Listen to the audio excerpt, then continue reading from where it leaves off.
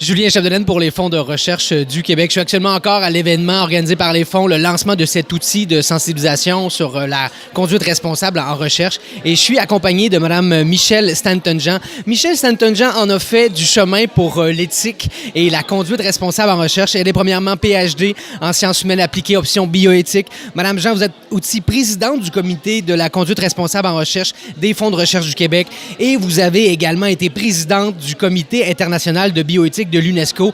Elle a fait beaucoup d'autres choses, mais aujourd'hui, elle est surtout avec nous. Madame Jean, merci d'être là, premièrement. C'est un plaisir. Vous avez vu l'outil que les fonds de recherche vont proposer à la communauté.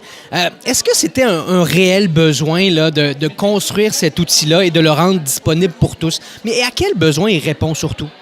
Bien, c'est sûr, c'est un réel besoin parce que sur la conduite responsable en recherche, on est encore au début, si on peut dire. Donc, il faut que les gens comprennent ce que c'est, ce que ça peut faire, mais surtout, il faut bien qu'on voit ça comme un outil. Donc, il s'agit aussi que les gens qui sont responsables dans les différents établissements de la conduite responsable sachent à qui ça va servir, pourquoi ça va servir et comment ça va servir. À qui, je veux dire, par exemple, si vous faites ça pour une équipe d'administrateurs, vous allez parler de comment fonctionner dans l'institution selon les bonnes règles de gouvernance, comment fonctionner avec des chercheurs et des étudiants. Si vous parlez à des étudiants, vous allez leur dire, bon, mais dans quel contexte ils vivent et qu'est-ce qu'ils peuvent faire s'ils découvrent, par exemple, que leur superviseur peut peut-être commettre des erreurs, comment il va fonctionner. Donc, il faut très bien le préparer avant l'utilisation de l'outil et faire une évaluation après pour savoir si ça a bien servi les objectifs et les visées.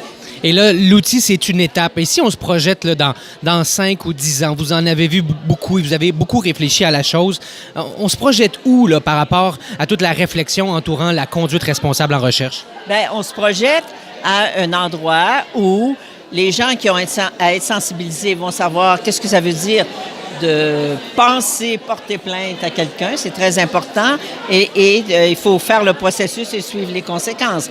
Et on va dans un univers où le chercheur va penser à l'autre, va penser qu'il travaille pour le bien commun des étudiants et de la communauté, va penser à comment bien se conduire dans sa recherche. Il va avoir une information précise là-dessus pour éviter tous les problèmes que peut causer de la falsification, du plagiat ou de la science non responsable.